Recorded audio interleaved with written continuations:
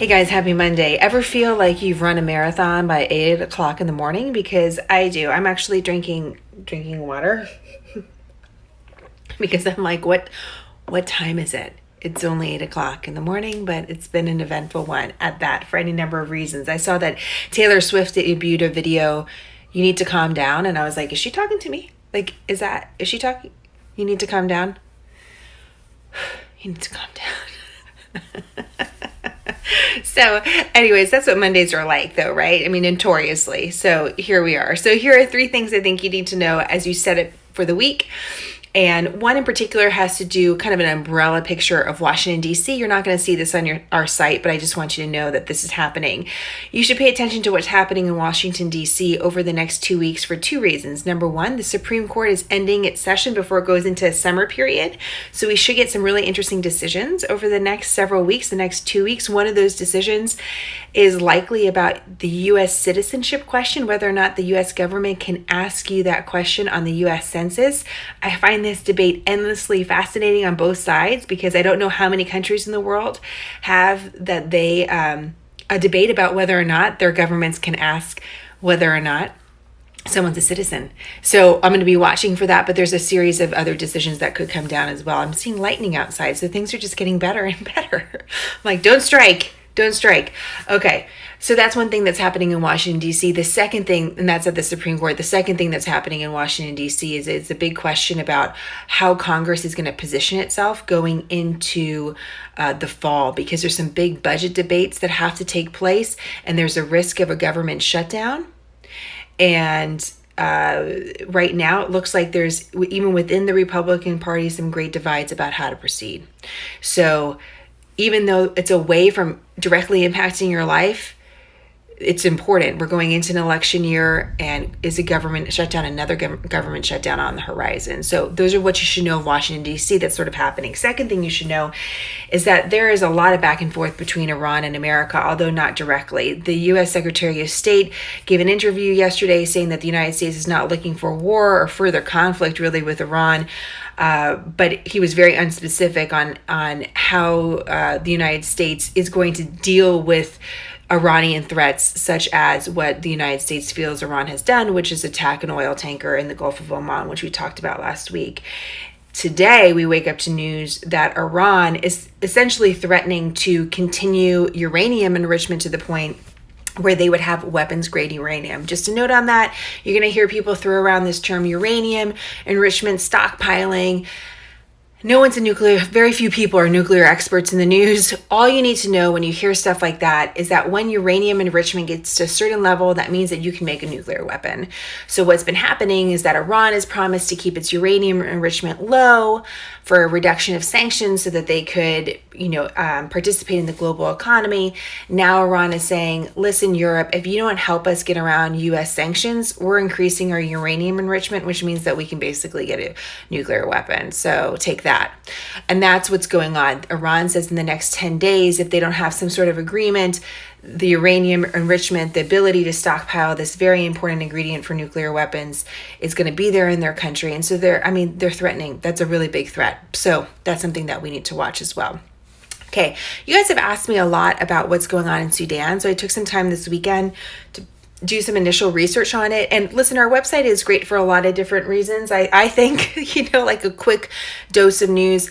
When we get to some complicated topics like a background on Sudan, sometimes I wish we had more space because it's complicated. It demands a little bit more attention. And so you should know what I was able to sort of pull together is kind of a superficial, like, hey, this is what you need to know about Sudan. But I think if you go to our source page on our website, there's one article in particular I really like. It's the top article I listed there about 5 things to sort of consider about what's happening in the country. And I found it really informative, easy to read, and pretty easy to follow. So I suggest that if you want to do a deeper dive on this. But here's basically what's happening in Sudan, again, in these kind of broad strokes.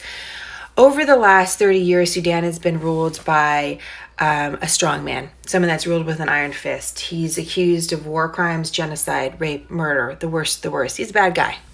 And at the end of last year, the public, along with military support, was was angry because the government said that they were going to raise fuel and food prices. These protests led to this strongman who's been in power for 30 years to be ousted.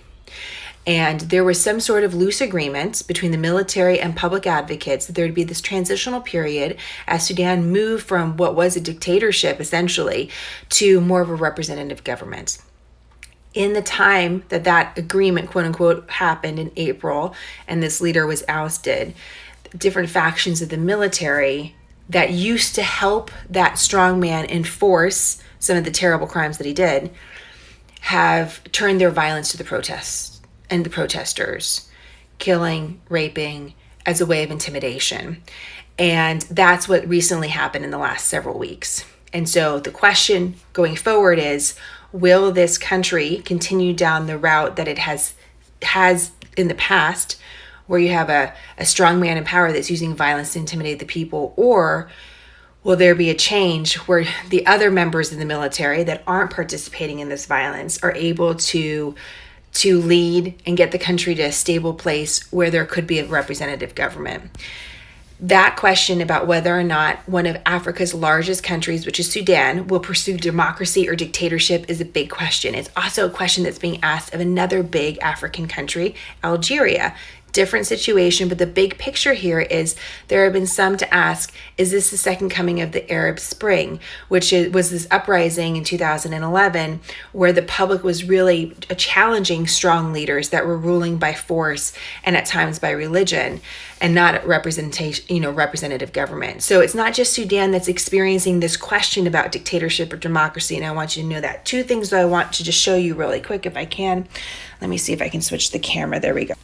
I just want to show you this. This is the map of Sudan. I think it's really helpful to look at maps, and I think it's really important. One of the reasons why Sudan gets a lot of attention is not just what happened in South Sudan and these civil wars that we've seen in this area, but just take a look. Sudan often symbolically bridges what is the Arab world, which is Saudi Arabia, Egypt, Libya, you're talking about Muslim nations, and the rest of Africa. It has this way to get to the Red Sea. It does have some oil reserves, which are important to any country in the world. And so symbolically, it's in a really interesting place geographically. The former leader of Sudan liked to entertain leaders that were either African or from the Arab world. And because of that, Sudan potentially has a lot of different players that could want to get involved if it's in chaos. So that's something I think you should know that's going on. Second thing is, I tried to reach out to the woman that took this photograph. This is a viral photograph that's made its way around the world. Some call it Sudan's Statue of Liberty. This was during one of the protests where this woman apparently got up and was able to lead a chant at a very crucial time in this uprising of the people who, after so many decades of control, want their own representation in government. This is also important because women have been important to the protests, and you're talking about a nation, a predominantly Muslim nation with a leader that was more or less a dictator. So in a lot of ways, this picture represented many different things. I read one article that said, because she was dressed in cotton, which is an export from Sudan, and her earrings being the moon earrings also represented a certain part of femininity. These are just sort of things I'm reading online, but I thought it was interesting, and it's quite a picture of a moment in time in that country. So I reached out to the photo, but the internet is down from what we know in the country. So you never know who you might get through to these days, but I think Sudan demands a little bit more reporting, and if I can get to someone who's there or someone who's done some reporting or an expert in the field who has visited that location, I'll make sure to bring you that interview. All right, guys, I hope you have a great day, and I hope this is useful. If you have any more questions on Sudan or other stories, always read what you'd like to hear more about, and that helps us put together our coverage. Have a great start to your week, and I'll talk to you later.